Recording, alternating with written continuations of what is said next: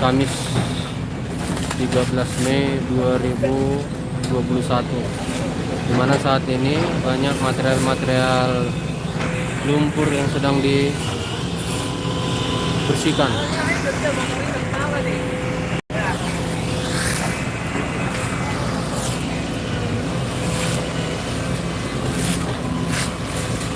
Termasuk juga warga dan masyarakat, khususnya pemuda Pancasila ini juga membantu membersihkan material-material lumpur.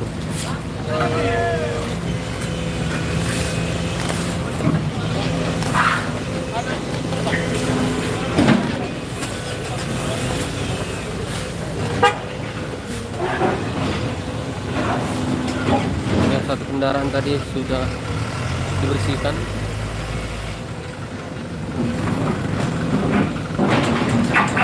Dan sudah terlihat satu kendaraan penuh dan dibersihkan.